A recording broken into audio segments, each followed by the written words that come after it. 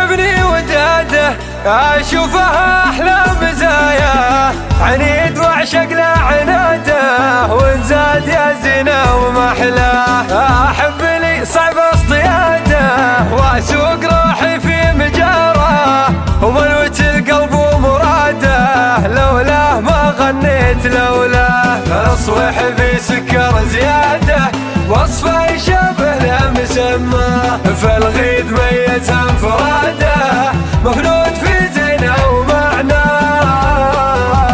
فالغيد ميز انفراده مفنود في زينه ومعناه، دون يمر الوقت ساده ويطيب في وصله ولامه. لقيا هرمون السعاده والسر في طلة محياه، ما احتمل يوم ابتعاده يا لايمي بالله بالله. ما احتمل يوم ابتعاده يا لايمي بالله بالله. غير تفاصيل الشهاده وبدل عناويني لعينه، سجل بدل داري بلاده ودي دياري قرب سكنه، واكتب على يوم الولاده يوم انكتب ربي ملاقاه.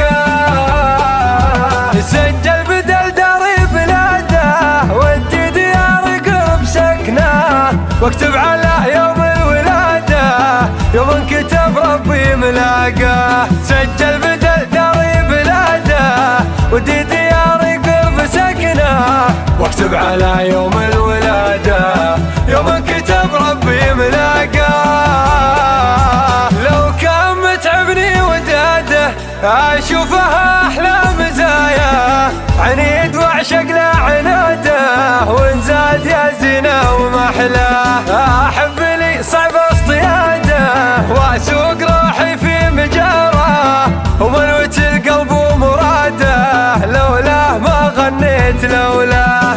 اصوح في سكر زياده وصفه يشابه له مسمى، فالغيد ميز انفراده مفنود في زينه ومعناه.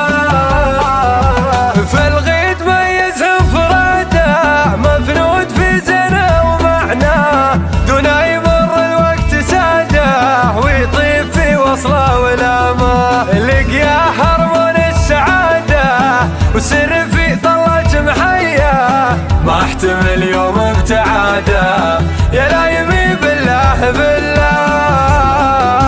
ما احتمل يوم ابتعاده يا لايمي بالله بالله. غير تفاصيل الشهاده وبدل عناويني لعينه، سجل بدل داري بلاده ودي دياري قرب سكنه، واكتب على يوم الولاده يوم انكتب ربي ملاقاه.